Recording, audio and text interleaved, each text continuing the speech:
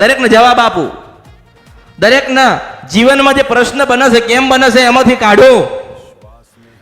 આજે કોઈ સાંભળવા આવ્યું હોય, કોઈ જોવા આવ્યું હોય, કોઈ પૂછવા આવ્યું હોય, કોઈ દર્શન કરવા આવ્યું હોય, કોઈ એની બાધાને માનતા પૂરી કરવા આવ્યું હશે, કઈ કારણ હોય ને તો આ અમૃતની મેલડીને મળવા આવ્યા છો.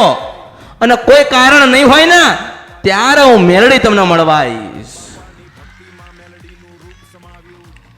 પણ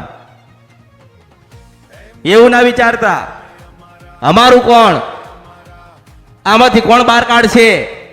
બધું જ કરી લીધું, બધા પ્રયત્નો કરી લીધા, રવિવારે ભરી લીધા. રવિવાર ભર્યા ના તો મંગળવાર તમારી કુળદેવીનો કરજો, હું મેલડી છું. ખોડિયાલ વાળા હોય તો ખોડિયાલ નો કરજો, કાળકા વાળા હોય તો કાળકાનો ઉપવાસ કરજો, બહુચર વાળા હોય તો બહુચર માતાનો કરજો, હર્ષિદ વાળા હોય તો હર્ષિદ માતાનો કરજો, શિકોતર વાળા હોય તો શિકોતરનો કરજો, ગોગા વાળા હોય તો ગોગાનો કરજો, બ્રહ્માણી વાળા હોય તો બ્રહ્માણીનો કરજો. શરૂઆત કરજો.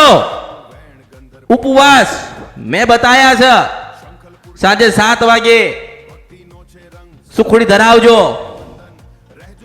સાંજે 7 વાગે સુખડી ધરાવજો, આરતી કરજો. માને કહેજો કે માં તું રાજી થા.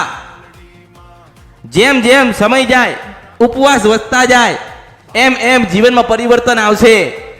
જ્યારે તમને એવું લાગે કે આજે 5 મંગળવાર કર્યા અને ઘરમાં બધું સારું થવા માંડ્યું, બધું સુખ શાંતિ થવા માંડ્યા, વિચારો નવા સારા આયા, કજિયા કંકાસ મટી ગયો, ધંધામાં બરકત થઈ, તો માનજો તમારી કુળદેવી રાજી થઈ છે. એટલા પરિવર્તન થયું છે. હું મેલડી છું.